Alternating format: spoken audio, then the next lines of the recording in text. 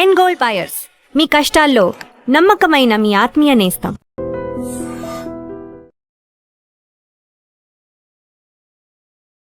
నమస్తే, welcome to I dream.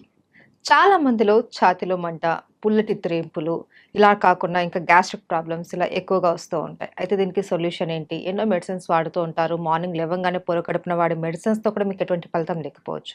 అయితే వీటన్నిటికీ కూడా వంటింటి చిట్కాలతో మనం ఎలా సొల్యూషన్ తీసుకోవాలి అన్న దాని గురించి చక్కగా వివరించడానికి మనతో పాటు ఉన్నారు ప్రముఖ ఆయుర్వేద వైద్య నిపుణులు, వంటింటి చిట్కాలలో చాలా ఫేమస్ ఆయన. ఈ పాటికి మీకు అర్థమైపోయి ఉంటుంది, ఆయనే చిట్టుబట్ల మధుసూదన్ శర్మ గారు. వారితో మాట్లాడి అసలు ఈ గ్యాస్ట్రిక్ ప్రాబ్లమ్స్కి ఎలాంటి సొల్యూషన్ చెప్తారు అన్నది అడిగి తెలుసుకుందాం. నమస్తే సార్. సార్, గ్యాస్ట్రిక్ ప్రాబ్లం అనేది ఇప్పుడు చిన్నపిల్లలు కూడా మాకు ఛాతీలో మంట వచ్చేస్తుంది, పుల్లగా తేన్పులు వస్తున్నాయి, ఏం తినలేకపోతున్నాము అనేసి చెప్తూ ఉంటారు. అయితే గ్యాస్ట్రిక్ ప్రాబ్లం రావడానికి మెయిన్ రీజన్స్ ఏంటి సార్? గ్యాస్ట్రిక్ ప్రాబ్లమ్స్ రావడానికమ్మా టయానికి ఫుడ్ తీసుకోకపోవడము, కాఫీ టీలు ఎక్కువ తాగడము, junk foods, fast foods, bakery foods ఎక్కువ తీసుకోవడము, రాత్రి ఎక్కువసేపు నిద్ర మేలుకోవడము, మోషన్ను బలవంతంగా ఆపుకోవడము, తర్వాత మల విసర్జన సరిగ్గా చేయకపోవడము, అంటే కాన్స్టిపేషన్ ప్రాబ్లమ్ అమ్మా. సో ఇలాంటివి అనేక రకాలైన కారణాల వల్ల ఈ గ్యాస్ట్రిక్ ట్రబుల్ వస్తూ ఉంటుందమ్మా. ఈ గ్యాస్ట్రిక్ ట్రబుల్ సమస్య ఉన్నటువంటి వాళ్ళలో అందరిలో అన్ని లక్షణాలు ఒకే రకంగా ఉండవమ్మా. కొందరిలో ఒక్కొక్క రకమైన లక్షణాలు ఉంటాయి. కొంతమందికి తేపుల రూపంలో ఈ యొక్క సమస్య ఇబ్బంది పెడుతూ ఉంటుంది, కొంతమందికి కడుపు ఉబ్బరంగా ఉంటుంది, కొంతమందికి వాంతి వచ్చినట్లు ఉంటుంది, కొంతమందికి తల బరువుగా ఉంటుంది, కొంతమందికి మోషన్ ప్రాబ్లం ఉంటుంది, కొంతమంది కడుపులో మంట ఉంటుంది, కొంతమంది కడుపులో ఏదో రాయి పెట్టినట్లు అనిపిస్తూ ఉంటుంది. ఇలా వివిధ రకాలైన లక్షణాలు కలుగుతుంటాయమ్మా. మరికొంతమందికి అయితే ఈ ప్రభావం చేత అంతుబట్టని సమస్యలమ్మా, అంటే కీళ్ళ నొప్పులు, మోకాళ్ళ నొప్పులు, తర్వాత నడుము నొప్పి, భుజం నొప్పి, తలనొప్పి, ఇలాంటి వివిధ రకాలైన నొప్పులు కూడా కలుగుతుంటాయమ్మా. అలాంటి వాళ్ళలో ఏ పరీక్ష చేసినా ఏముండదమ్మా, పరీక్షలు చేయించుకుంటారు కానీ నార్మల్గా ఉంటాయి, సమస్య మాత్రం ఇబ్బంది పెడుతూ ఉంటుంది. గ్యాస్ట్రిక్ ట్రబుల్ సమస్య తగ్గిపోతే కానీ అవి తగ్గిపోవమ్మా. సో అట్లా కొంతమంది ఉంటారమ్మా. ఏది ఏమైనప్పటికీ మీరు అన్నట్లు ఈవెన్ ఒక్కొక్కసారి పరిగడుపున మింగే మాత్రలు కూడా మండి పడతాయమ్మా. కొన్నాళ్ళ పాటు వాడేసరికి అవి కూడా మాకు సాధ్యం కాదని చెప్పేసి మండి పడితే ఆ టాబ్లెట్స్ మార్చుకోవడము, వాటి యొక్క డోస్ పెంచుకోవడము చేసుకునేటువంటి పరిస్థితి ఏర్పడుతుందమ్మా. దీర్ఘకాలికంగా అలాంటి కృత్రిమ ఆధునిక రసాయన ఔషధాలు వాడడం ఏమాత్రం క్షేమదాయకం కాదమ్మా. కాబట్టి సేఫ్టీగా ఉన్నటువంటి క్షేమదాయకమైనటువంటి సైడ్ ఎఫెక్ట్స్ అనేటువంటి మందులు వాడుకోవడం మంచిదమ్మా, ఆహార ఔషధాలు. అందుకే అంటే సార్, మన కడుపు చల్లగా ఆరోగ్యంగా ఉంటేనే మనం ఆరోగ్యంగా ఉంటాము అనేసి చెప్తూ ఉంటారు. ఎగ్జాక్ట్లీ. అయితే సార్, ఏంటి సార్ ఈ గ్యాస్ట్రిక్ ప్రాబ్లం లక్షణాలు చెప్పారు, అలాగే ఇది ఎవరికి ఎక్కువగా వచ్చే అవకాశాలు ఉంటాయంటారు? సర్వసాధారణంగా అమ్మా చిన్న పిల్లలు తక్కువగా వస్తుంటుందమ్మా ఈ సమస్య. యుక్త వయసు ఉన్నటువంటి వాళ్ళలో, అదేవిధంగా వయసు వచ్చినటువంటి వాళ్ళలో ఎక్కువ కలుగుతుంటాయమ్మా. యుక్త వయసు వచ్చిన వాళ్ళలో వీళ్ళకేమంటే ఆ వయసు ప్రభావం చేత ఆహారం సరిగ్గా టయానికి తినకపోవడము, ఈ ఫాస్ట్ ఫుడ్స్, జంక్ ఫుడ్స్, తర్వాత కొద్ది శాతం మందిలో ఈ ఆల్కహాల్, స్మోకింగ్ ఇలాంటివన్నీ కారణాలమ్మా. రాత్రి ఎక్కువసేపు నిద్ర మేలుకుంటుంటారు. ఇలాంటి కారణాల వల్ల చాలా వరకు యుక్త వయసు వాళ్ళలో కలుగుతుంటాయమ్మా. అదేవిధంగా చిన్నపిల్లల విషయానికి వస్తే వీళ్ళకు చాలా మందికి ఆ చిన్నపిల్లలకు ఆకలి తెలియదమ్మా. కాబట్టి ఆకలి తెలియక సరైనటువంటి ఆహారం సరిగ్గా తీసుకోలేకపోవడం చేత తెలిసి తెలియక వాళ్లకు ఈ యొక్క సమస్య వస్తుంటుంది. రెండోది ఏంటంటే చిన్నపిల్లలు ఈ జంక్ ఫుడ్స్ అవి ఎక్కువ తీసుకుంటుంటారమ్మా. దీనివల్ల కూడా ఈ గ్యాస్ట్రిక్ ట్రబుల్ సమస్యలు వస్తుంటాయి. అట్లే వయసు వచ్చినటువంటి వాళ్ళు చూసినట్లయితే వయసు వచ్చిన తర్వాత ఏదో ఒక సమస్య చుట్టుముట్టి ఇబ్బంది పెడుతూ ఉంటుందమ్మా, ఏదో ఒక రకమైన అనారోగ్యం. ఉదాహరణకి మనం 10 మందిని మనం గమనించినట్లయితే 50 సంవత్సరాలు దాటినటువంటి వాళ్ళలో, అలాగే చెప్పుకుంటూ పోతే ఈ రోజు 40 సంవత్సరాలు దాటినటువంటి వాళ్ళలో ఏదో ఒక సమస్య, అనారోగ్య సమస్య, ఏదో ఒకటి మాత్ర వేసుకుంటుండాల్సిందే, ఆ రోజును గడుపుతుండాల్సిందే. సో ఈ విధంగా వయస్సు పెరిగే కొద్దీ, వయస్సు వచ్చే కొద్దీ వ్యాధుల తాకిడి ఎక్కువైపోతుందమ్మా. వ్యాధుల తాకిడి ఎక్కువైపోద్ది, మందుల వాడకం ఎక్కువైపోతుంది. మందుల వాడకం ఎక్కువైపోద్ది, ప్లస్ ఉన్న మైనస్లు జాస్తి అయిపోతాయి. ఆ మైనస్లలో ఇది ఒకటమ్మా గ్యాస్ట్రిక్ ట్రబుల్. సో వాళ్ళు చాలా సఫర్ అయిపోతుంటారు అనమాట. ఆహారం కంటే మందులు జాస్తి అయిపోయేటువంటి పరిస్థితి, సంచి నిండా మందులతోనే కడుపు నింపుకోవాల్సిన పరిస్థితి ఏర్పడుతుంది. దీనివల్ల ఈ యొక్క జీర్ణ వ్యవస్థ అంతా అతలాకుతలమైపోయి వివిధ రకాలైనటువంటి గ్యాస్ట్రిక్ ట్రబుల్ సమస్యలు వస్తుంటాయి. కాబట్టి అందరికీ వస్తాయి, కానీ ఒక్కొక్కరికి ఒక రకమైన కారణాల వల్ల ఉమ్. లక్షణాలు కూడా ఒక్కొక్క విధంగా ఉంటుంటాయమ్మా. అయితే కారణాలు ఏవైనా సరే సార్, ఈ ప్రాబ్లం అన్నది చాలా సివియర్‌గా ఉంటుంది. చాలామంది ఇబ్బంది పడిపోతూ ఉంటారు. అలాంటప్పుడు ఏం చేయాలి సార్? మనకు వంటింట్లో దొరికే చిట్కాలేంటి? దీనికమ్మా అన్ని మనకు తెలిసినట్టువమ్మా, హ్మ్. కానీ ఇందులో ఇంత అద్భుతమైనటువంటి ఔషధ గుణాలు ఉన్నాయా, ఇంత రిజల్ట్స్ వస్తున్నాయని చెప్పేసి ఆశ్చర్యం వేస్తున్నామ్మా. మనం వాడి చూస్తే గానీ తెలియదు అనమాట దాని హ్మ్. ఫలితము. హ్మ్. కేవలం 3 ఆహార ఔషధాలమ్మా. ఓకే. జీలకర్ర, ధనియాలు, సోంపు గింజలు. హ్మ్. ఎక్కడ ఏ వేలు ఖర్చు పెట్టాల్సిన అక్కర్లేదమ్మా. అవును. అద్భుతమైనటువంటి ఔషధం. హ్మ్. ఈ 3 పదార్థాలు ఒక్కొక్కటి 50 గ్రాములు తీసుకోవాలమ్మా. హ్మ్. అంటే జీలకర్ర ఒక 50 గ్రాములు వేయించేసేసి, హ్మ్. ధనియాలను వేయించి ఒక 50 గ్రాములు, సోంపు గింజలను వేయించేసి ఒక 50 గ్రాములు తీసుకోవాలమ్మా. అన్ని దోరగా వేయించుకోవాలి. అన్ని కలిపేసి మిక్సర్ అయినా వేసుకోవచ్చమ్మా. హ్మ్. ఓపిక ఉంటే సపరేట్ అని తయారు చేసుకోవచ్చు. ఓకే. లేకపోతే అన్ని కలిపేసి మిక్సీలో వేసేసుకోవచ్చు. హ్మ్. బాగా జల్లి పట్టేసేస్తే సరే ఒక 10 గ్రాములు అటు ఇటు అయినా ఇంచుమించు ఒక 140 గ్రామ్స్ 150 గ్రామ్స్ ఔషధం తయారైపోతుంది. హ్మ్. మొత్తం పౌడర్ బ్రహ్మాండమైనటువంటి పౌడర్ తయారైపోతుంది. హ్మ్. దాన్ని ఒక గాసీసారి నిల్వ ఉంచుకున్నామా, హాఫ్ టీ స్పూన్ ఉదయం ఆహారం తర్వాత అరచేతి మీద వేసుకొని కొద్దిగా చప్పరించేసేసి నీళ్ళు తాగేసేయాలమ్మా. కొద్దిగా హాఫ్ గ్లాస్ వాటర్. ఓకే. రాత్రి ఆహారం తిన్న తర్వాత కూడా ఒక హాఫ్ టీ స్పూన్ ఒక అరచేతులు వేసుకొని చప్పరించాలమ్మా. బాగా ఎంజాయ్ చేస్తూ అది చప్పరిస్తూ మింగేసేయాలి. హ్మ్. ఒక కప్పు అంటే ఒక 100 ml వాటర్ తాగితే సరిపోతుంది. హ్మ్. చిన్నపిల్లలు అయితే కొంచెం డోస్ తగ్గించుకోవాలమ్మా. ఓకే. అంటే 12-13 సంవత్సరాలు దాటినటువంటి వాళ్ళకందరికీ ఈ డోస్ సరిపోతుంది. హ్మ్. ఇంకా 12-13 సంవత్సరాల కంటే తక్కువ ఉన్నటువంటి వాళ్ళలో హాఫ్ టీ స్పూన్ కాకుండా పావు టీ స్పూన్ ఆ రేంజ్లో వాడుకుంటే సరిపోతుంది. హ్మ్. సో ఇది వాడడం వల్ల ఏమైతుందంటే with in 3rd day 4th day నుంచి మంచి బ్రహ్మాండమైనటువంటి రిజల్ట్స్ వస్తాయమ్మా. ఓకే. సో ఇప్పుడు మనం చెప్పుకున్నటువంటి లక్షణాలన్నిటికి కూడా ఇది చక్కటి దివ్య పరిష్కారం. ఔషధం. అన్ని దివ్య ఔషధం. అవును. ఇన్ని లక్షణాలు చెప్పాం కదమ్మా. అవును. ఏ లక్షణాలు కానివ్వండి, గ్యాస్ట్రిక్ ట్రబుల్ అంటే కేర్ ఆఫ్ అడ్రస్ ఇదే. హ్మ్. అంత అద్భుతంగా పనిచేస్తుంది అనమాట. హ్మ్. సో మనం ఆధునికంగా ఆలోచించినట్లయితేమా, ఇప్పుడు జీలకర్రలో థైమాల్ అనేటువంటి రసాయన పదార్థము, క్యుమినాల్డిహైడ్, ఎపిజెనిన్, ఇలాంటి ల్యూటియోలిన్ అనేటువంటి అనేక రకాలైన రసాయన పదార్థాలు ఉన్నాయమ్మా. హ్మ్. ఇవన్నీ కూడా ప్రత్యక్షంగా పరోక్షంగా గ్యాస్ట్రిక్ జ్యూసెస్ను పెంచేందుకు ఉపయోగపడతాయి. తర్వాత బైల్ జ్యూస్ అమ్మా. బైల్ జ్యూస్ బాగా ఉత్పత్తి అవుతూనే బాగా ఆకలి అవుతుంది, జీర్ణశక్తి బాగా జరుగుతూ ఉంటుంది. హ్మ్. సో బైల్ జ్యూస్ బాగా ఉత్పత్తి అయ్యేందుకు ఈ జీలకర్రలో ఉన్నటువంటి ఇలాంటి అనేక రకాలైన రసాయన పదార్థాలు ఉపయోగపడతాయి. అట్లే ధనియాల్లో కొరియాండ్రాల్ అనేటువంటి రసాయన పదార్థము, ఇలాంటి రసాయన పదార్థాలు కూడా ఈ జీర్ణ వ్యవస్థలో వచ్చేటువంటి వివిధ రకాలైనటువంటి గ్యాస్ట్రిక్ ట్రబుల్ సమస్యలకు ఉపయోగపడతాయమ్మా. హ్మ్. అంటే సోంపు గింజలమ్మా. హ్మ్. సోంపు గింజలో ఎనథాలు, తర్వాత ఫైబరు, ఇలాంటి రసాయన పదార్థాలు ఉంటాయమ్మా. హ్మ్. ఎనథాల్ అనేటువంటి ఈ రసాయన పదార్థము మనం తీసుకున్నటువంటి ఆహార పదార్థాలు పులవకుండా చేస్తాయి, బాగా జీర్ణమయ్యేటట్టు చేస్తాయి.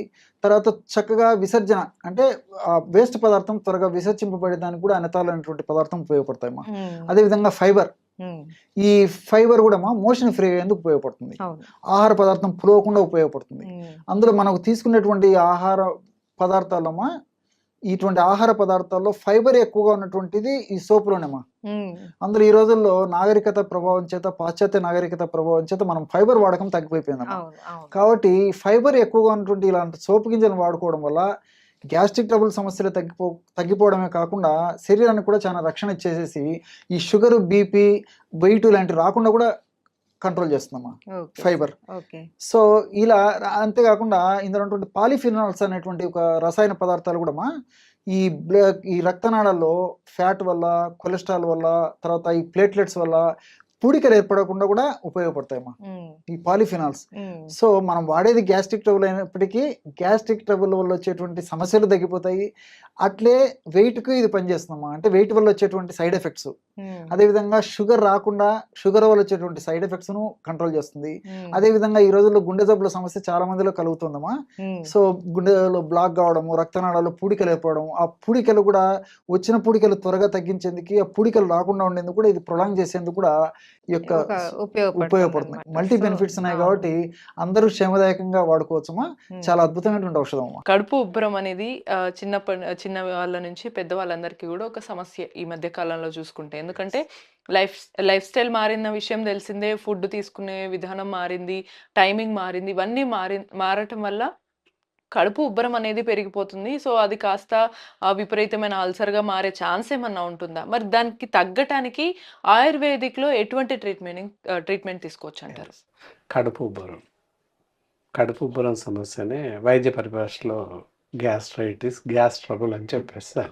గ్యాస్ ట్రబుల్ అని ప్రతి వాళ్ళకి తెలుసు, అందరికీ నాకు గ్యాస్ ఉంది అని చెప్పేసి అంటూ ఉంటారు. ప్రతి వ్యక్తి అంటుంటారు. మేము చేస్తున్నటువంటి ఎగ్జామినేషన్‌లో ఒక 20 మందికి ఎగ్జామినేషన్ చేసినట్లయితే అందరూ నాకు గ్యాస్ ప్రాబ్లమ్ ఉంది, ఎసిడిటీ ఉంది, గ్యాస్ ఉంది, ఎసిడిటీ ఉంది అని చెప్తూ ఉంటారనమాట. కానీ 20 మందిని మేము ఎగ్జామినేషన్ చేసినట్లయితే ఒకరికి లేదా ఇద్దరికి మాత్రమే ఒరిజినల్‌గా గ్యాస్ ప్రాబ్లమ్ ఉంటుంది. ఓకే. మిగతా వాళ్ళెవరికీ గ్యాస్ ప్రాబ్లమ్ ఉండదు. ఉంటుంది అని అపోహపడతారు అంతే. ఉందేమో అని అపోహపడేసి రకరకాల మాత్రలు వాడేస్తుంటారు వాళ్ళు. లేకపోయినప్పటికీ అవును. ఏదో గోలి మింగేస్తుంటారు. తినే ముందు ఏదో ఒకటి వాళ్ళంతట వాళ్ళే సొంతంగా గ్యాస్ టాబ్లెట్ వేసేసుకోవడం చేస్తూ అలా ఉంటారు. వేసుకోకూడదనమాట. యెస్. కానీ సార్ మరి అంటే ఎలా మనం వ్యత్యాసాన్ని ఎలా చూడొచ్చు అంటారు? అంటే నిజంగానే గ్యాస్ ఎలా ఉందని ఎలా తెలుస్తుంది? లేకపోతే ఉబ్బరంగా అనిపిస్తే అది ఖచ్చితంగా గ్యాసే అని అనుకుంటారు. నిజమా కాదా? ఎలా తెలుసుకోవచ్చు? ఇక్కడ గ్యాస్ ప్రాబ్లం అంటే 2 పరిభాషలు ఉన్నాయి. ఇక్కడ ఒకటి గ్యాసెస్ అంటే అపాన వాయువులు వెళ్ళిపోవడం అనమాట. అపాన వాయువులు ఇప్పుడు ఏదైతే మనకి బైక్ ఉంది, లేదా ఒక జీప్ కార్ ఉంది, పైనుండి మనం ఫ్యూయల్ వేస్తూ ఉంటాం. లైక్ మనం ఆహారం తీసుకున్నట్టుగా ఫ్యూయల్ వేస్తాం, ఏదో ఒకటి పెట్రోల్, డీజిల్ ఏదో ఒకటి వేస్తాం. సో సైలెన్సర్ పొగ్గొట్టం నుంచి పొగ వెళ్ళిపోతూ ఉంటుంది, విషవాయువులు వెళ్ళిపోతూ ఉంటాయి. దట్ ఇస్ కాల్డ్ ఐస్ అపాన వాయువులు. మనిషికి కూడా అలాగే ఇన్పుట్ అవుట్పుట్ అలాగే ఉంటుంది. ఎప్పుడైతే సైలెన్సర్లో ఏదైనా మనం పొగ రాకుండా ఏదైనా క్లోజ్ చేసామనుకోండి, పరిస్థితి ఏంటి? ఇంజన్ ఆఫ్ అవుతుంది, నడవదు, స్టార్ట్ అవ్వదు. అలాగే ఇక్కడ కూడా అపాన వాయువులు వెలువడనట్టయితే గ్యాస్ట్రైటిస్ సమస్య, కడుపు ఉబ్బర సమస్య తలెత్తవచ్చు. అలాగే అజీర్ణ సమస్యలు తలెత్తుతాయి, మలబద్ధక సమస్యలు తలెత్తుతుంటాయి. సో అపాన వాయువులని జనాలందరూ కూడా అపోహపడి గ్యాస్ ప్రాబ్లం అని చెప్పేసి అనుకుంటుంటారు. అది ఎంతవరకు వ్యత్యాసం అదే అనమాట. అది గ్యాసెస్ని అలా వచ్చే అపాన వాయువులు కింద నుండి గ్యాసెస్ వెళ్ళిపోతుంటాయి నిరంతరంగా. అప్పుడప్పుడు కొంతమందికి ఎక్కువ తక్కువ, అది డిఫరెంట్ కాబట్టి వెళ్ళిపోతుంటాయి. అలా వెళ్ళిపోయే వాడిని గ్యాస్ ప్రాబ్లం ఉంది నాకని చెప్పేసి అనుకుంటుంటారు. జనాలంతా అనుకునేది అక్కడే అనమాట. అంతే తప్ప ఒరిజినల్గా గ్యాస్ ప్రాబ్లం ఉండదు.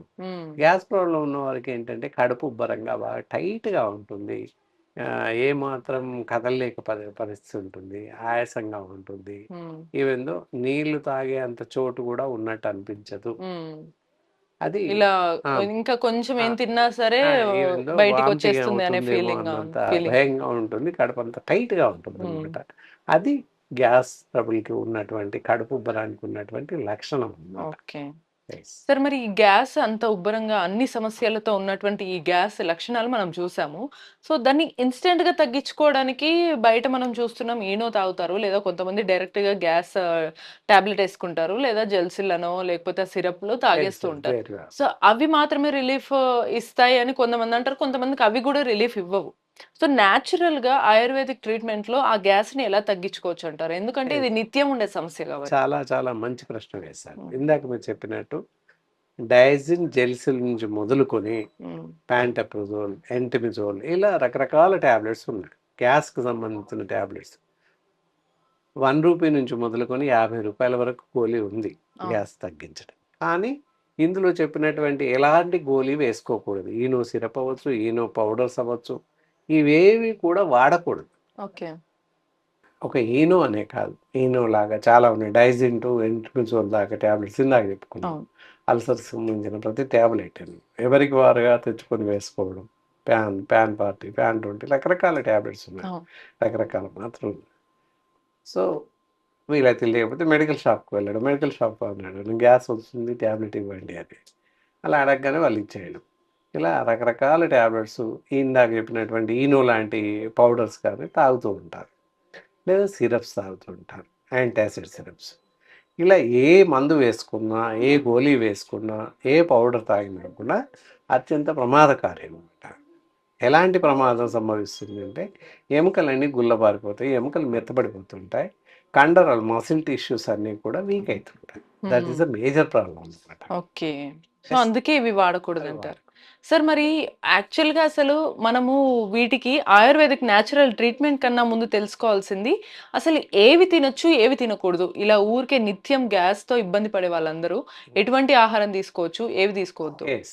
ఇక్కడ మనం తీసుకోకూడని ఆహారం చూద్దాం. తీసుకున్నట్టయితే లివింగ్ ఆఫ్ డైట్ తీసుకోవచ్చు.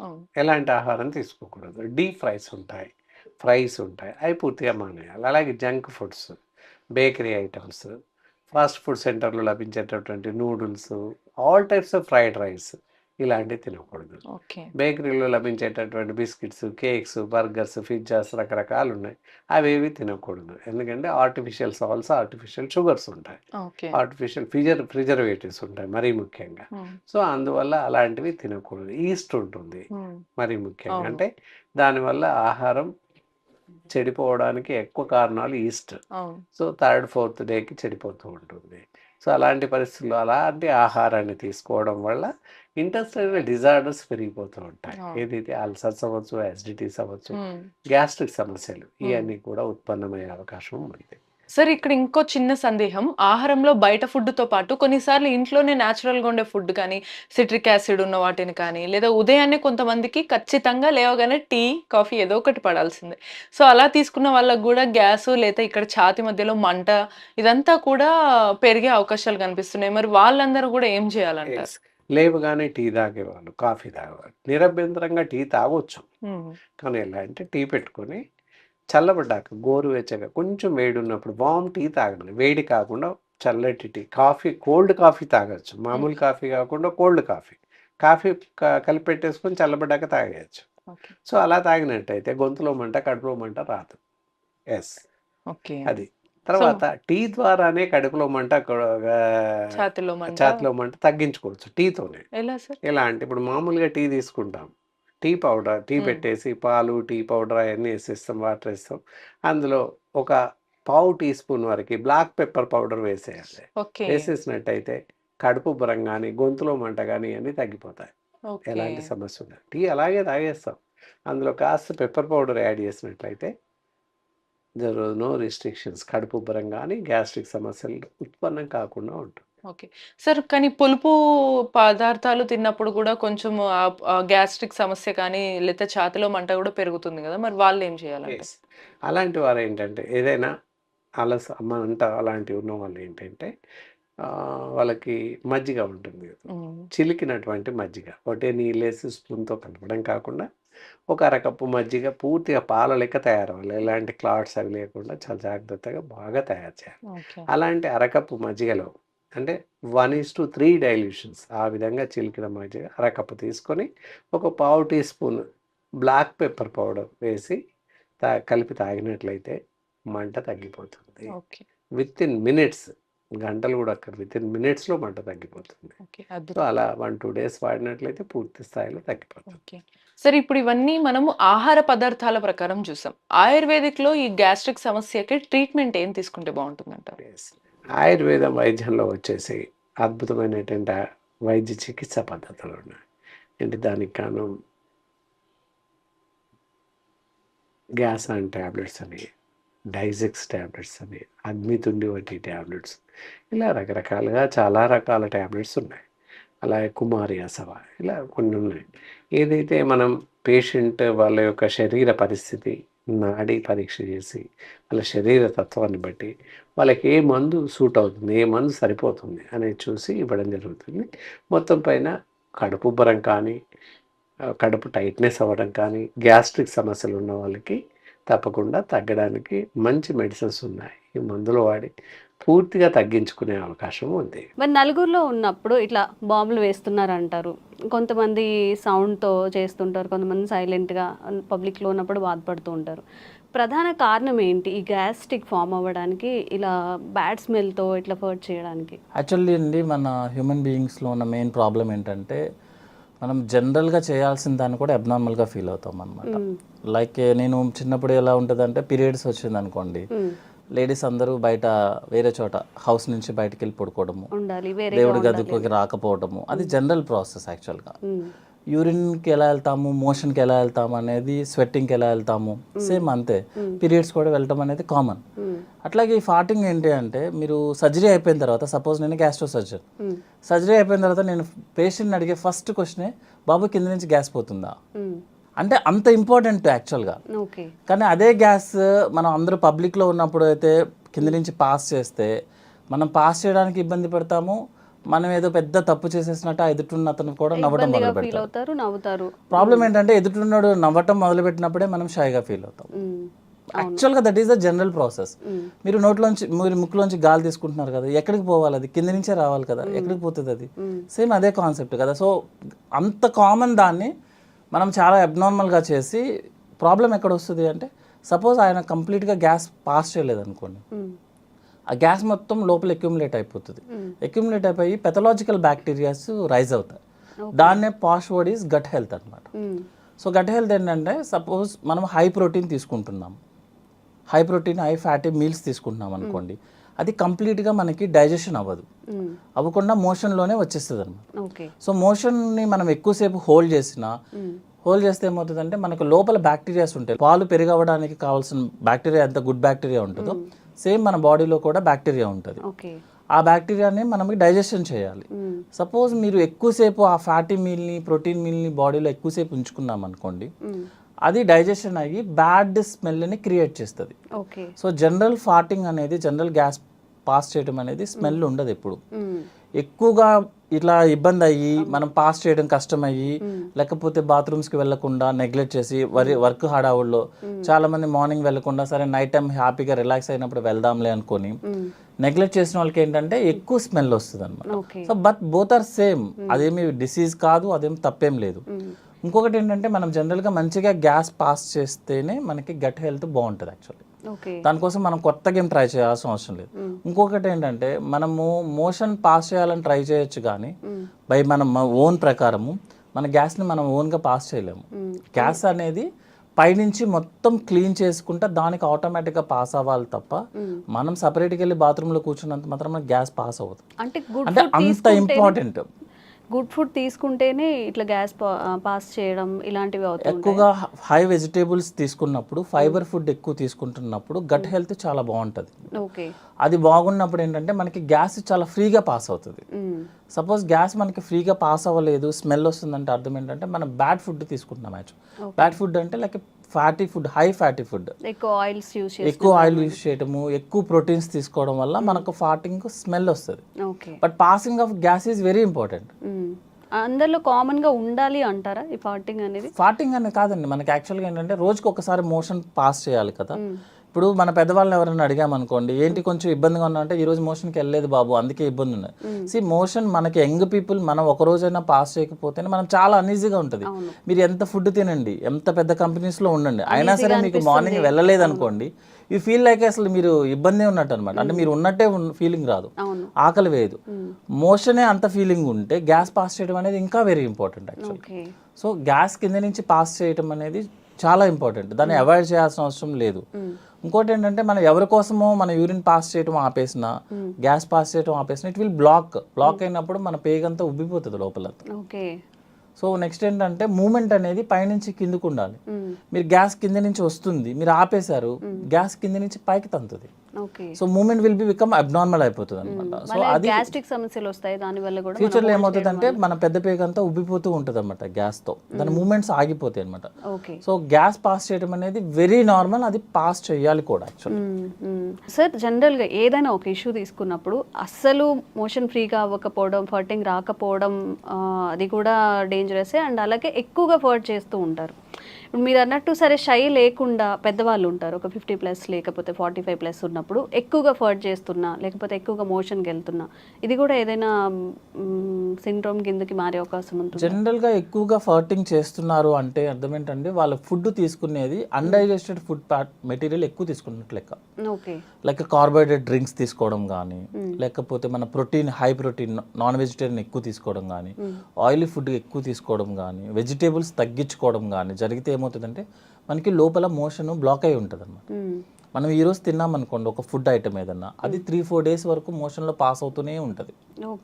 మన మోషన్ మూవ్మెంట్ ఎట్లా అంటే అండి, 1 మీటర్ ముందుకు వెళ్తుంది, 1/2 మీటర్ వెనక్కి వస్తుంది యాక్చువల్గా లోపల, బాడీ లోపల. సో ఈజీగా చెప్పడానికి చెప్తున్నాను అనమాట. 1 మీటర్ ముందుకు తోస్తే మోషన్ 1/2 మీటర్ వెనక్కి వెళ్తుంది. అంటే మోషన్ అనేది లోపల సర్క్యులేట్ అవుతూనే ఉంటుంది. సో మంచి ఫుడ్ తీసుకోకపోతే, లైక్ బ్యాలెన్స్డ్ డైట్ అంటాం, అంటే హై ఫైబర్స్ తీసుకోకపోతే, వాటర్ తాగకపోతే, ప్రోటీన్ ఎక్కువ తీసుకున్నా, ఆయిల్ ఎక్కువ తీసుకున్నా మోషన్ మూమెంట్ ఉండదు. ఆ మోషన్ మూమెంట్ ఉండకపోవడం వల్ల లోపల ఉన్న బ్యాక్టీరియా మోషన్ని మెటబలైజ్ చేస్తుంది, చేసి గ్యాస్ని రిలీజ్ చేస్తుంది, ఎక్కువ రిలీజ్ చేస్తుంది. దానివల్ల ఎక్కువ ఫార్టింగ్ చేస్తున్నాడు తను. అంతేగాని అదొక అది జబ్బు. హెల్దీ అంటారా, అది అన్హెల్తీయేనా? అది అన్హెల్దీ అండి. ఎక్కువ ఫార్టింగ్ చేయడం అనేది అన్హెల్దీ. ఓకే. రెగ్యులర్గా ఫార్టింగ్ చేయడం అనేది నార్మల్, హెల్దీ, వెరీ హెల్దీ. ఎందుకు ఎక్కువ సార్లు ఎందుకు పాస్ చేస్తున్నాడు అంటే this is the reason. Motion లోపల బ్లాక్ ఎక్కువ అయిపోతుంది తనకి. ఓకే. తను చెప్తాడు లేదు నేను రోజు మోషన్కి వెళ్తానని చెప్తాడు యాక్చువల్గా. అంటే మోషన్ ఎంత వెళ్తున్నారు అనేది ఎవరు చెప్పలేరు యాక్చువల్గా, ఎవరు చూసుకోకూడదు. ఇంటెస్టైన్ లో మొత్తం క్లీన్ అవ్వట్లేదు. క్లీన్ అవ్వట్లేదు యాక్చువల్గా. ఓకే. అంటే ఉండాల్సిన మోషన్ అంతా క్లీన్ అవ్వట్లేదు లోపలికి, అందువల్ల గ్యాస్ ఎక్కువ పాస్ చేస్తున్నాడు, ఓకే. స్మెల్ కూడా వస్తుంది అనమాట. అండ్ ఒక్కొక్కరిలో అసలు ఫర్టింగ్ ఏ ఉండదు అండ్ రెగ్యులర్గా మోషన్కి వెళ్తూ ఉంటామని చెప్తున్నారు. మీరేమో డైలీ ఫర్ట్ చేస్తేనే అంటే రెగ్యులర్గా ఫర్ట్ చేసేది హెల్దీ అని చెప్తున్నారు. మరి ఇట్లా అస్సలు ఫర్టింగ్ రాకుండా అలా కూడా? యాక్చువల్గా మేడం ఫర్టింగ్ చేయటం అనేది మన చేతుల్లో ఉండదు. ఫుడ్ అంటారా? కాదు. అంటే ఇక్కడ ఏంటంటే కింది నుంచి గ్యాస్ పోవడం అనేది మన చేతుల్లో ఉండదు. పైనుంచి ఇంటెస్టైన్ గ్యాస్ని మూమెంట్ కిందకి తీసుకొస్తేనే మనకి గ్యాస్ వస్తుంది. మీకు 40 to 50% పేషెంట్స్ వాళ్ళకి గ్యాస్ పాస్ చేయడం అంటే కూడా తెలియదు వాళ్ళకి. యాక్చువల్లీ వెళ్తూ ఉంటుంది, వాళ్ళకి తెలియదు. అదొకటి అంటే మోషన్ అందరూ కాన్సన్ట్రేట్ చేసేది ఏంటి, మోషన్ పాస్ చేసామా లేదా అని చూస్తారు యాక్చువల్గా. సో మనం పేషెంట్స్ వాళ్ళని క్లియర్గా అడిగామనుకోండి, ఏమన్నా మీరు కింద నుంచి గ్యాస్ పాస్ చేస్తున్నారు అనుకుని షై ఫీలింగ్తో కూడా లేదండి మాకు అలాంటివి తెలియదండి అని అంటారు. యాక్చువల్గా గ్యాస్ పాస్ అవుతూనే ఉంటుంది, అది మనం నోటీస్ చేయమంతే. ఎప్పుడు నోటీస్ చేస్తామంటే స్మెల్ వచ్చినప్పుడు, సౌండ్ వచ్చినప్పుడు యాక్చువల్గా మనం నోటీస్ చేసేది. స్మెల్ ఎక్కువ వచ్చినా, సౌండ్ ఎక్కువ వచ్చినా, ఇంకొకటి చెప్పమంటారా, మోషన్ స్మెల్ ఎక్కువ వచ్చినా కూడా ప్రాబ్లం యాక్చువల్గా. జనరల్గా చూసుకుంటే 70 to 80% వాళ్ళకి మోషన్ అంత స్మెల్ రాదు. కొంతమందికి మరీ చాలా ఎక్కువ స్మెల్ వస్తుంది. అర్థం ఏంటంటే లోపల మోషన్ స్టక్ అవుతుంది. అంటే రెగ్యులర్గా పాస్ అవ్వాల్సిన మోషన్ పాస్ అవ్వట్లేదు అని అర్థం. 2-3 days అలా ఉండిపోవడం వల్ల ఎక్కువ స్మెల్ వస్తుంది అనమాట. సో గ్యాస్ పాస్ చేయడం అనేది హెల్దీ, కానీ ఎక్కువ ఫార్ట్ చేయడం అనేది, ఎక్కువ స్మెల్ రావడం అనేది అన్హెల్దీ. అంటే మోషన్ బ్లాక్ అవుతుంది, అంతకుమించి వేరే ప్రాబ్లం ఏం కాదు. ఓకే. అండ్ యావరేజ్గా పర్ డేకి ఎన్నిసార్లు మోషన్కి వెళ్తే మంచిది? కొంతమంది పదే పదే తిన్న వెంటనే ఇమీడియట్గా టిఫిన్ చేసినా, అసలు ఏమైనా తిన్నా కానీ వెంటనే మోషన్కి వెళ్ళిపోతూ ఉంటారు. ఇది కరెక్టే అంటారు? ఇది మంచిదేనా? అసలు పర్ డేకి ఎన్నిసార్లు మోషన్ అయితే మంచిది అంటారు? జనరల్గా అండి మా దాంట్లో ఫార్ములా టైప్లో ఉంటాయి అనమాట. యాక్చువల్ డెఫినేషన్ ఆఫ్ కాన్స్టిపేషన్ అన్న వర్డ్ యూజ్ చేస్తే రోజుకి ఒకసారి లేకపోతే మినిమం 2 daysకి ఒకసారి, దట్ ఈస్ నార్మల్. ఓకే. అంటే వారంలో 3 times మోషన్ పాస్ చేయడం అనేది నార్మల్. ఒక్కసారి అలా కాకుండా కొంతమంది పేషెంట్స్ ఏంటంటే మోర్ దాన్ 2 days కనుక టైం తీసుకున్నా, లేకపోతే మోషన్ పాస్ చేయడానికి మోర్ దాన్ 5 minutes టైం తీసుకున్నా, దట్ ఈస్ కాన్స్టిపేషన్. అంతే తప్పించి రోజు వెళ్ళాల్సిన అవసరం లేదు. ఎవ్రీ ఆల్టర్నేట్ డే వెళ్ళినా దట్ ఈస్ నార్మల్. నార్మల్గా మనం రెగ్యులర్గా చూసుకునే లెక్క అయితే. అట్లా కాకుండా ఎక్కువ సార్లు వెళ్తున్నాడు ఒక పేషెంట్, అతన్ని మనం హిస్టరీ అడగడం ఇంపార్టెంట్ అనమాట యాక్చువల్లీ. అంటే కొంతమందికి హ్యాబిట్ ఉంటుంది, జస్ట్ వెళ్ళి కూర్చుంటారు, ఏమి ఉండదు అనమాట. పర్సనల్ వర్క్ కోసమో ఫోన్ మాట్లాడుకోవడానికో వెళ్ళేసి కూర్చుంటారు, ఏం చేయరు అన్నట్టు. కొంతమంది డిసీజ్ ప్రాబ్లం ఉన్న వాళ్ళు ఏంటంటే IBS అంటాము, ఇరిటబుల్ బవల్ సిండ్రోమ్. వాళ్ళు ఏం చేస్తారంటే అన్నం ప్లేట్ తినంగానే ప్లేట్ అక్కడ పడేసి పరిగెత్తుతారు. అదేంటంటే మీకు చిన్నప్పుడు గుర్తుంటే పిల్లలకి పాలు పట్టంగానే మోషన్ పాస్ చేస్తారు, దాన్ని గ్యాస్ట్రోకోలిక్ రిఫ్లెక్స్ అంటారు యాక్చువల్ అనమాట. సో ఆ రిఫ్లెక్స్ మనం స్ట్రెస్లో ఉన్నా, ఎక్కువ వర్క్ టెన్షన్లో ఉన్నా, లేకపోతే సైకాట్రిక్ ప్రాబ్లమ్స్ ఉన్నా, ఎక్కువ వర్క్ స్ట్రెస్ అనమాట యాక్చువల్గా. దిస్ వైట్ కాలర్ ఎంప్లాయీస్ ఉంటారు కదా, కనిపించిన స్ట్రెస్ ఉంటుంది, బయటికి సూటుబూటు ఉంటాము, బట్ మైండ్ అంతా స్ట్రెస్లోనే ఉంటారు, వాళ్ళకి ఎక్కువ వస్తుంది అనమాట. వాళ్ళు ఏంటంటే ఫిజికల్ యాక్టివిటీ తక్కువ, బ్రెయిన్ యాక్టివిటీ ఎక్కువ. సో ఏమవుతుందంటే బ్రెయిన్ యాక్టివ్గా ఉన్నప్పుడు మీరు ఫుడ్ తినగానే అప్లోడ్ చేస్తున్నాము, డౌన్లోడ్ చేయాల్సిందే. సో ప్లేట్ అక్కడ పెట్టేసి పరిగెత్తుతారు, వెళ్ళేసి ఎంటీ చేసి మళ్ళీ బాత్రూమ్కి మళ్ళీ 10 minutesలో పరిగెత్తుతారు. అది IBS ప్రాబ్లం యాక్చువల్గా. ఇంకోటి ఏంటంటే వాళ్ళకి కోలికి పెయిన్ ఉంటుంది, అంటే స్టమక్లో నొప్పి ఉంటుంది యాక్చువల్గా. ఆ నొప్పి వెళ్ళి ఎంటీ చేస్తేనే ఆ నొప్పి తగ్గుతుంది. అదేంటంటే it's a mental problem type madam. Physical activity లేకపోవడం వల్ల జరిగే ప్రాబ్లం ఇదంతా అన్నమాట. దాన్ని IBS అంటాము. యాక్చువల్గా జనరల్గా IBSకి ఏం ట్రీట్మెంట్ అంటే రీజన్ ఏంటి, స్ట్రెస్. అది తగ్గించుకుంటే ఆటోమేటిక్గా IBS తగ్గుతుంది.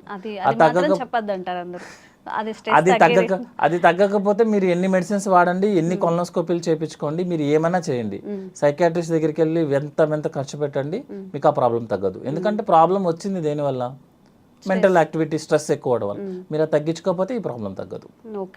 మీరు చాలా మంది చెప్తారు ఇన్ని కొలనోస్కోపీలు చేసాం సార్ ఏమీ కనిపించలేదంటే, ఏమీ కనిపించదు. దానివల్ల కొన్ని కండిషన్స్ ఉంటాయండి యాక్చువల్గా. టెస్టుల్లో ఏవి కనిపించకపోతేనే దాన్ని ఆ ప్రాబ్లం అంటారు. మీకు టెస్ట్లన్నీ నార్మల్ వస్తాయి కానీ పేషెంట్కి ఐబిఎస్. అదే ఐబిఎస్ అంటే ఏంటంటే టెస్ట్లన్నీ నార్మల్ వస్తే పేషెంట్ కంప్లైంట్ చెప్తాడు, దట్ ఈస్ ఇరిటబుల్ బౌల్. మలబద్ధక సమస్య ప్రత్యేకించి డయాబెటీస్ వాళ్ళలో చాలా ఎక్కువగా ఉంటుంది. దీనికి కారణం ఏంటి? దీని నుంచి బయటపడాలి అంటే ఎటువంటి విధానాలు ఆచరించవచ్చు అంటారు? ధన్వంతరియే నమః. ముఖ్యంగా డయాబెటిక్ పేషెంట్స్లో మీరు అన్నట్టు కాంప్లికేషన్స్ రకరకాలుగా ఉంటాయి. అవును సార్. వాటిల్లో క్రానిక్ డయాబెటిక్స్ అంటే షుగర్ వచ్చి ఒక 10 సంవత్సరాలు దాటిన పేషెంట్స్ మనం క్రానిక్ డయాబెటిక్స్ లాగా భావించవచ్చు. దీర్ఘకాలంగా డయాబెటీస్తో బాధపడే వాళ్ళు. అటువంటి వాళ్ళలో 100లో 60% మందికి మలబద్ధత సమస్య అనేది ఒక కాంప్లికేషన్ లాగా ఉంటుందన్నమాట. ఆల్మోస్ట్ హాఫ్కి పైన ఈ సమస్య ఉంటుంది. కాకపోతే ఏంటంటే చాలా మంది దీనికి ఏదో రకరకాల చిట్కాలు, గృహ వైద్యాలని, చిన్న చిన్న రెమెడీస్ అని, లేదంటే ఏదో చూర్ణాలని, లేకపోతే ఇంకేదో టాబ్లెట్స్ అని రకరకాలుగా వాడుతుంటారు. కానీ ఆయుర్వేద పరంగా ఈ సమస్యకి ఒక స్పెసిఫిక్గా కొన్ని రెమెడీస్, కొన్ని మనకి మూలికలు ఆయుర్వేదంలో ఉన్నాయన్నమాట. సో ఆ సమస్యకు తగిన విధంగా మనము మందు వాడితే ఈ సమస్య నుంచి బయటపడవచ్చు. ఇది ఎలా ఉంటుందంటే మీకు చిన్న ఎగ్జాంపుల్ చెప్తాను. మనకి మలబద్ధతకు సంబంధించిన మందులు చాలా ఉన్నాయి, కొన్ని వందలు ఉన్నాయి. దాంట్లో త్రిఫల చూర్ణము, పంచసకార చూర్ణం అని ఇట్లా చాలా అంటే చాలా ఉన్నాయి. అవన్నీ కూడా ఆయుర్వేదంలో చెప్పబడ్డాయి, కానీ వాటికి ఒక ప్రత్యేకమైన ఒక అంశం ఉంటుందన్నమాట. అంటే ఎక్కడ వాడాలి అనే దాన్ని బేస్ చేసుకొని దాన్ని ఫార్ములేట్ చేశారనమాట. అంతే తప్ప ప్రతి మలబద్ధతకు సంబంధించిన మెడిసిన్ ప్రతి కండిషన్లో ప్రతి ఒక్కరిలో పనిచేయదు. ఓకే, అంటే సేమ్ మెడిసిన్ అది దాని క్యూర్ అయినా కూడా ప్రతి ఒక్కరికి యూస్ కాదు. ఓకే, మనిషిని బట్టి, వాళ్ళ అవసరాన్ని బట్టి, వాళ్ళకున్న ఈ కాంప్లికేషన్ బట్టి మారుతుంటుంది అనమాట. ముఖ్యంగా ఈ ఎవరిలో అయితే ఈ మలబద్ధత సమస్య, ప్రమేహ వ్యాధి అంటే మనకి డయాబెటిక్ పేషెంట్స్లో ఉంటుందో వాళ్ళకి రావడానికి కారణం ఏందో ముందు చూద్దాం మనం. ఓకే, దాంతో ఏంటంటే మనకి ఏం వాడాలనేది ఈజీగా తెలుస్తుంది, ఎలా వాడాలనేది ఈజీగా తెలుస్తుంది. సో దాంట్లో ముఖ్యంగా ఏంటంటే క్రానిక్ డయాబెటిక్ పేషెంట్స్లో మనకి పేగుల కదలికకు సంబంధించిన నరాల వ్యవస్థ ఉంటుందన్నమాట. అంటే మనం భోజనం చేసిన తర్వాత ఈ పేగుల కదలికను అది మనకు కంట్రోల్ చేసే ఒక నరాల వ్యవస్థ ఉంటుంది. ఆ నరాల వ్యవస్థ అనేది పేగుల గోడల్లో సన్నటి నరాలతోని ఎండవుతుంది అనమాట. మనకి వెంట్రుక ఎంతైతే మందంగా ఉంటుందో అంత సన్నటి ఈ నరాలు మనకి ఎండ్ పార్ట్స్ ఆఫ్ ది ఈ గట్ అంటారు. సో అక్కడ సప్లై చేస్తుంది. సో ఈ షుగర్ వ్యాధి వచ్చిన వాళ్ళలో ఏమవుతుందంటే ఆ సన్నటి నరాల వ్యవస్థ అనేది దెబ్బతింటుంది అనమాట, డ్యామేజ్ అవుతుంది. అంటే క్లోజ్ అవ్వడము అలా ఉంటుందా సార్? డ్యామేజ్ అవుతుంది అనమాట, అంటే అది పని చేయదన్నమాట. Okay okay. సో దానికి ఏదైతే పని మనం ఉంటుందో, ఏదైతే పని చేయాలో ఆ పని చేయదు అది, ఎందుకంటే అది డ్యామేజ్ అయిపోయింది. ఫర్ ఎగ్జాంపుల్ మనకి లైట్ వెలగాలంటే వైర్ కావాలి, వైరే సరిగా లేదంటే, వైర్ డ్యామేజ్ అయింది అనుకోండి ఏమవుతుంది? సో అదే విధంగా మనకి వైరింగ్ సిస్టమ్ అనమాట మన బాడీలో, నర్వస్ సిస్టమ్ అంటే. సో ఇక్కడ మనకి పేగుల కదలికి సంబంధించిన నరాల వ్యవస్థలో సన్నటి నరాలు అనేవి దెబ్బతినడము, డ్యామేజ్ కావడం దీంట్లో జరిగేది అనమాట. అది కూడా కొంతమందిలో షుగర్ కంట్రోల్ ఉన్నా కానీ డ్యామేజ్ అవుతుంది, కొంతమందిలో షుగర్ కంట్రోల్ కాకుండా ఎక్కువగా ఉన్నప్పుడు కూడా డ్యామేజ్ అవుతుంది అనమాట. ఎందుకని సార్ అలా? ఇప్పుడు షుగర్ ఎక్కువ ఉన్నప్పుడు అంటే నిజంగా మీరు అన్నట్టు అన్ని ఆర్గాన్స్ పైన ఎఫెక్ట్ పడుతుంది ఇలా అంటారు కదా, మరి కంట్రోల్లో ఉన్న వాళ్ళకి కూడా కంట్రోల్లో ఉన్న వాళ్ళకి కారణం ఏంటంటే వాళ్ళ శరీర తత్వం. ఓకే, దీన్ని ఫినోటైప్, జీనోటైప్ అంటారు. శరీర ప్రకృతి అని ఆయుర్వేదంలో అంటారు అనమాట. బై డిఫాల్ట్ వాత తత్వం ఉన్న వాళ్ళు ఉన్నారు అనుకోండి, వాళ్ళకి షుగర్ లేకున్నా మనకి కాన్స్టిపేషన్ ఉంటుంది, ఇంకా షుగర్ వస్తే ఇంకా కాన్స్టిపేషన్ అనే ఎక్కువ వస్తుంది అనమాట. సో అది మనకి కాన్స్టిట్యూషన్ పరంగా కూడా మనకి డయాబెటిక్ కంట్రోల్లో ఉన్నా కానీ వాళ్ళ శరీర తత్వాన్ని బట్టి ఈ సమస్య వచ్చే అవకాశం ఉంటుంది అన్నమాట. ఓకే, సెకండ్ వచ్చేసి మరి దీనికి ఈ సమస్య నుంచి బయటపడడానికి మనం ఏం చేయాలి, రెండవ ప్రశ్న కదా. సో దీనికి ఏంటంటే మా క్లినిక్లో మేము దాదాపు ఒక 20 ఏళ్ళ నుంచి ప్రాక్టీస్ చేస్తున్నాం. డయాబెటిక్ పేషెంట్స్ చాలా మంది వస్తుంటారు, వేల మందిలో మేము చూస్తుంటాం. సో వాళ్ళలో మేము ఎక్కువగా ఈ ఒక మూలికను మేము ఇస్తుంటాం అనమాట. సో అది చాలా అద్భుతంగా పనిచేస్తుంది. అది ఈ రోజు మన ప్రేక్షకుల కొరకు మనం చెప్తున్నాం అనమాట. సో దాని పేరు ఏంటంటే చూడమ్మా, ఇది ఏ మూలిక సార్ ఇది? పేరు దీని పేరు కటుక రోహిణి అమ్మ, తెలుగులో దీన్ని కటుక రోహిణి అంటారు. కటుక రోహిణి. ఓకే. దీన్ని ఆయుర్వేదంలో కుటుకి ఆర్ కటుకి అని అంటారు. సో దాదాపు అన్ని భాషల్లో కూడా కటుక రోహిణి లేదా కుట్కి అని అంటారు. హిందీలో కుట్కి అంటారు. ఓకే. సో సంస్కృతంలో కటుకి అని అంటారు. హిందీలో కుట్కి, తెలుగులో కటుక రోహిణి. కటుక, కుటుకి, కటుకి ఇవంతా ఆల్మోస్ట్ అన్ని లాంగ్వేజ్ లో వస్తుంది. సో మీరు మార్కెట్లో కటుక రోహిణి అంటే మనకి ఈజీగా దొరుకుతుంది. ఇది చెట్టుకు సంబంధించిన వేరు భాగం అన్నమాట. మనకి ఇది ఎక్కువగా హిమాలయాల్లో పెరుగుతుంది అన్నమాట. హిమాలయాల్లో పెరిగే మూలిక ఇది. ఇప్పుడు మామూలుగా మనకి స్టోర్స్ లో మనకి ఆయుర్వేదం మూలికలు అమ్మే షాప్స్ లో దొరుకుతుంది. లేదు అంటే ఆన్లైన్ లో కూడా మీరు కటుకి లేకపోతే కటుక రోహిణి అని కొట్టండి, దొరుకుతుంది. ఇప్పుడు బాగుంది సార్, మీరు సమస్య చెప్పారు, దానికి పరిష్కారం ఏంటి అంటే ఈ మూలిక అని చెప్పారు. మరి ఈ మూలికను తీసుకొచ్చాము, దీన్ని ఎలా ఉపయోగించాలి? తప్పకుండా అది ఎట్లా అంటే మీరు మామూలుగా మీరు మార్కెట్లో తీసుకొచ్చింది కానీ లేకపోతే మీరు ఎక్కడి నుంచి తెప్పించుకున్నది కానీ దీన్ని పొడి చేసుకోవాలమ్మా. పొడి చేసుకోవాలంటే మీరు మామూలుగా ట్రెడిషనల్గా దంచి కానీ రోట్లో వేసి దంచి వస్త్రగాలితం పట్టి పొడి చేసుకొని స్టోర్ చేసుకోవచ్చు.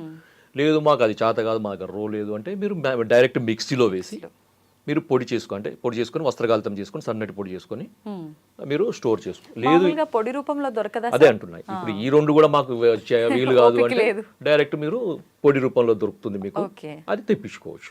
సో మనకు ఓవరాల్ గా పొడి కావాలి మనకి. సో ఈ పొడిని వాడే విధానం ఏంటంటే ప్రతిరోజు కూడా సాయంత్రం పూట అమ్మ, అంటే చాలా మంది ఈ కాన్స్టిపేషన్ కు సంబంధించిన ఈ మెడిసిన్స్ అన్ని రాత్రి పడుకునేటప్పుడు వాడతారు. అవును కదా. అవును. కానీ ఇక్కడ మనం ఏంటంటే ఈ షుగర్ పేషెంట్స్కు సంబంధించిన కాన్స్టిపేషన్లో ఏమవుతుందంటే నేను ఇంతకుముందు చెప్పిన పేగుల కదలిక తగ్గుతుంది.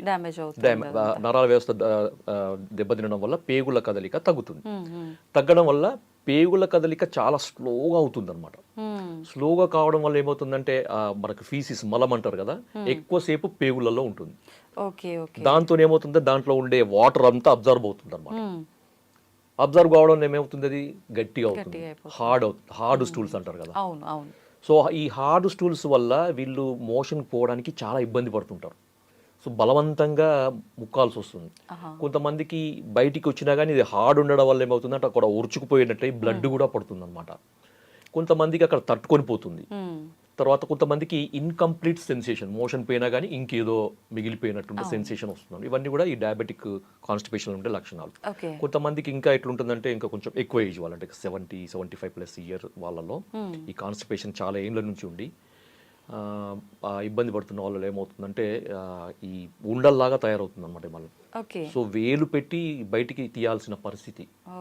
కొంతమందికి 2 రోజులకు రాదు, 3 రోజులు, కొంతమందికి 4-5 రోజులు, కొంతమందికి వారం వరకు కూడా మోషన్ బయటికి రాకుండా ఉంటుంది అనమాట. సో ఇలా జరుగుతుంది మనకి. చాలా ఇబ్బంది పడుతుంటారు. వాళ్ళకి ఆయాసం రావడము, తర్వాత భోజనం చేయాలంటే తినాలనిపించదు, పుట్ట ఉబ్బరం లాగా ఉంటుంది. తర్వాత కొంచెం తిన్నా కానీ కడుపు నిండినట్టు ఉంటుంది. అంత చాలా ఇబ్బందికరంగా ఉంటుంది.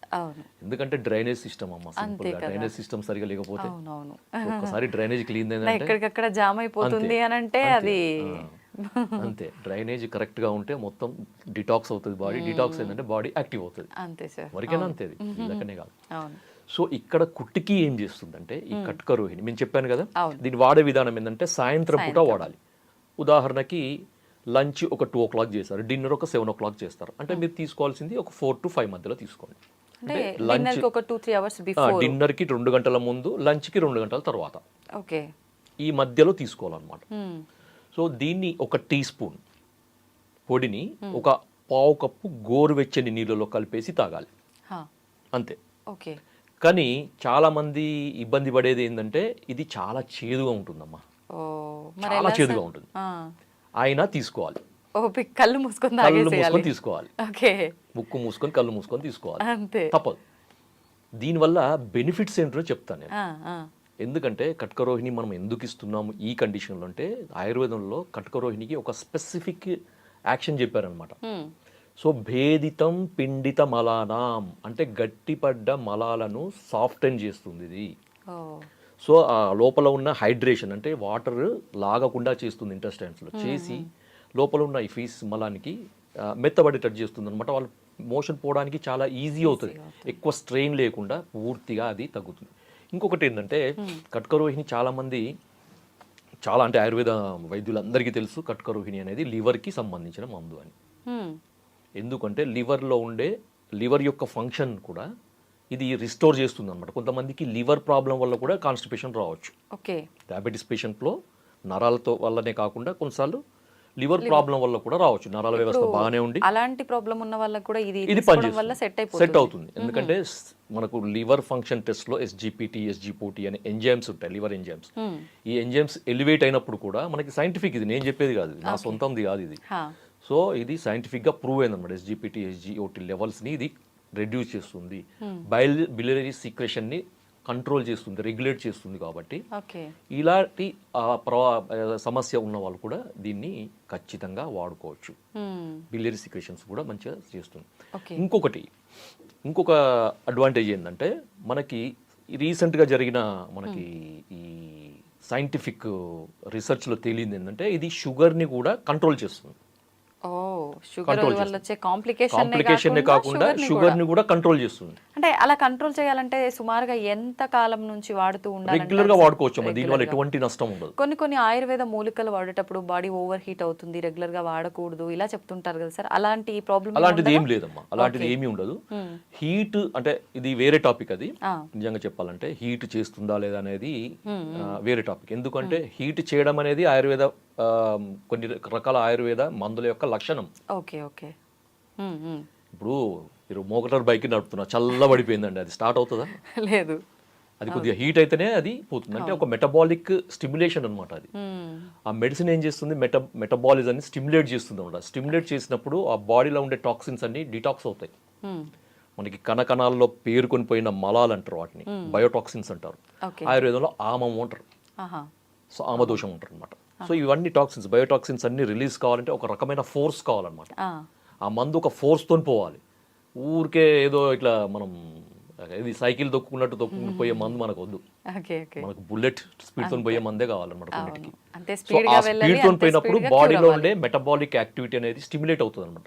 అప్పుడు వేడి చేసినట్టు అనిపిస్తుంది, బాడీ హీట్ అయినట్టు అనిపిస్తుంది, అంతే తప్ప అది నెగటివ్ కాదు. ఇప్పుడు ఇది మీరు వేడి నీళ్ళలో వేసుకొని ఈవినింగ్ సమయంలో తాగడం స్టార్ట్ చేయమన్నారు.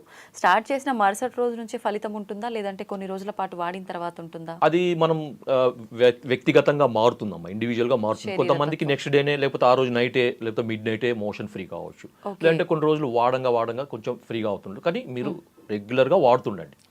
షుగర్ కూడా కంట్రోల్ అవుతుంది. ఇది నేను చెప్పింది కాదు, సైంటిఫిక్ గా ప్రూఫ్ అయింది. ఎందుకంటే దీంట్లో ఉండే మనకి దీన్ని లాటిన్ లో పిక్రోరైజా కుర్వా అంటారు దాన్ని. ఓకే, దీన్ని ఇంగ్లీష్ లో మనకి టెక్నికల్ గా ఈ ఏమంటారు ట్రేడ్ నేమ్ ఏంటంటే హెలిబోర్ అంటారు, హెలిబోర్. సో దీంట్లో పిక్రోరైజిన్ అనే ఒక కెమికల్ ఉంటుంది అనమాట, ఒక బయోకెమికల్ రసాయనం. దాంట్లో బయోకెమికల్ అంటారు, లేకపోతే యాక్టివ్ ఇంగ్రీడియంట్ అంటారు, ఫైటోకెమికల్స్ అంటారు. సో ఇది ఏం చేస్తుందంటే మనకి బ్లడ్లో ఉండే మనకి ఇన్సులిన్ కావాలి కదా, మనకి బ్లడ్లో ఉన్న రక్తం అనేది కణాలకి పోవాలంటే ఇన్సులిన్ అవసరం. ఓకే, తర్వాత ఈ ఇన్సులిన్ ఇన్సులిన్ యొక్క సమక్షంలో ఈ ఏమంటారంటే ఈ షుగర్ అనేది లోపలికి పోవాలంటే ఒక ట్రాన్స్పోర్టర్ సిస్టమ్ కావాలన్నమాట, GLUT4 అంటారు దాన్ని.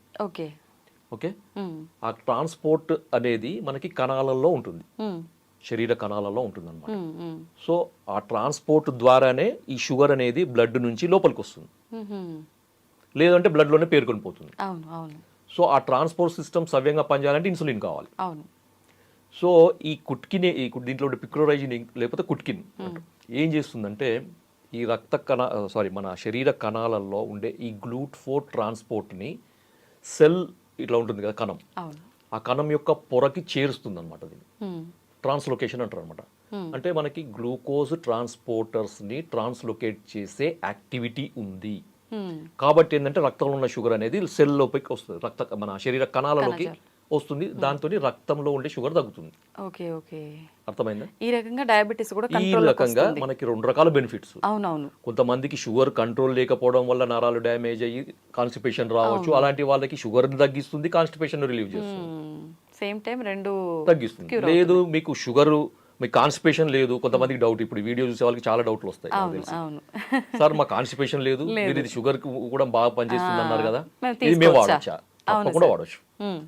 తప్పకుండా సార్ వాడచ్చు. చిన్న పిల్లల్లో కూడా ఇప్పుడు షుగర్ ఉంటుంది, మలబద్ధకం సమస్య లేకపోయినా కూడా క్యూర్ అయ్యే ఛాన్స్ ఉంది కాబట్టి చిన్న పిల్లలకు కూడా ఇది ప్రతిరోజు ఇవ్వచ్చా? ఇది ఇప్పుడు చిన్న పిల్లలలో వచ్చే డయాబెటీస్ టైప్ 1 డయాబెటీస్ అంటారమ్మా, అవును. అది క్యూర్ కాదు, ఓ అది క్యూర్ కాదు. ఎందుకంటే అక్కడ ఇన్సులిన్ సిక్రెట్ చేసే ప్యాంక్రియాటిక్ బీటా సెల్స్ పూర్తిగా డ్యామేజ్ అవుతాయి, లేకపోతే అబ్సెంట్ అన్న ఉంటాయి. ఓకే ఓకే సో దానికి వేరే లేదు, ఏవి లేదు వేరే ఆల్టర్నేటివ్ లేదు దానికి. సో దానికి కొన్ని రకాల టెస్టులు ఉంటాయి, ఒకవేళ మనకి ఏదన్నా ఉంటే తెలుసు, జెనెటికల్ రీజన్ కానీ లేకపోతే ఇంకేదన్నా ఆటో ఇమ్యూన్ రీజన్ కానీ ఏదన్నా ఉండొచ్చు కొంతమందిలో. ఓకే ఓకే కొంచెం ఇమ్యూనిటీ సంబంధించిన సెల్స్ అనేవి ప్యాంక్రియాటిక్ బీటా సెల్స్ని అటాక్ చేయడం వల్ల డ్యామేజ్ అయ్యే అవకాశం ఉంటుంది. సో అలాంటప్పుడు మనం ఈ కొన్ని రకాల ఈ యాంటీబాడీస్ని కంట్రోల్ చేసే మెడిసిన్స్ వాడడం వల్ల కొంతమందికి ఉపయోగం ఉండొచ్చు, కానీ బై బర్త్ జెనెటికల్గా వచ్చే వాళ్ళకి మాత్రం మనం ఏం చేయలేము. ఓకే సార్, ఇప్పుడు ఆయుర్వేదం అనగానే చాలా మందిలో ఒక అపోహ ఉంటుంది, పథ్యాలు చేయాలి ఏం మెడిసిన్ వాడినా కూడా అని చెప్పి. ఇప్పుడు ఈ మూలికలు ప్రతిరోజు వాడమన్నారు, దీంతో పాటు మనం ఎవ్రీడే ఏదైతే ఫుడ్ తీసుకుంటున్నాం అదే ఫుడ్ కంటిన్యూ చేయొచ్చా, ఏదైనా స్కిప్ చేయాల్సి ఉంటుందా? ఏమి చేయాల్సిన అవసరం లేదు, మీరు రెగ్యులర్గా వాడే ఫుడ్ని అలాగే వాడండి. ఓకే, షుగర్ లేని వాళ్ళు కూడా వాడుకోవచ్చు దీన్ని, కాకపోతే ఆ చేదు కొరకు మీరు ఏదన్నా షుగర్ లేని కదనుకోండి, షుగర్ కలుపుకొని వాడండి సార్, సరిపోతుంది. అవును, కొంచెం బెల్లం పౌడర్ అలా బెల్లం పొడి వేసుకోవచ్చు అంటారా? అంతే కలుపుకోవచ్చు, తేనెనో బెల్లం పొడో లేకపోతే షుగరో లేకపోతే కండ శర్కర ఏదో ఒకటి కలుపుకొని తీసుకోవచ్చు. అంటే ఇప్పుడు మలబద్ధకం సమస్య ఉండి షుగర్ లేని వాళ్ళు లేని కూడా ఇది వాళ్ళకి రోజు తీసుకోవచ్చు. లేని వాళ్ళకు ఇప్పుడు నేను చెప్పిన దానికి షుగర్ ఆ టేస్ట్ ఒకవేళ చేదు మీకు నచ్చకపోతే మీరు ఈ విధంగా దానికి కొద్ది ఆల్టరేషన్ చేసుకొని వాడుకోవచ్చు, నో ఇష్యూ. ఇది ఓన్లీ వాటర్ లోనేనా, పాలల్లో అలా కూడా? పాలలో వాడద్దు, ఎందుకంటే ఇది చేదు కదా, చేదు అనేది మనకు ఆయుర్వేదంలో మనకి దానికి వ్యతిరేకం అవుతుంది అనమాట, కాంట్రాస్ట్ ఫుడ్ అంటారు దాన్ని. Okay okay, thank you sir, నిజంగా చాలా వాల్యుబుల్ ఇన్ఫర్మేషన్ అయితే ఇచ్చారు. ప్రతి ఒక్కరూ డయాబెటీస్తో బాధపడుతున్నారు, ప్లస్ దాంతోపాటు మీరు అన్నట్టుగా చాలా రకాల కాంప్లికేషన్స్, ఈ మలబద్ధకం సమస్య మామూలు వాళ్ళలో వస్తేనే చాలా ఇబ్బంది పడుతూ ఉంటారు, అలాంటిది షుగర్తో పాటు మలబద్ధకం అంటే నిజంగా చాలా ఎక్కువ సమస్యనే ఫేస్ చేస్తున్నారు. అటువంటి వాళ్ళకి చాలా మంచి ఇన్ఫర్మేషన్ ఇచ్చారు sir, thank you very much.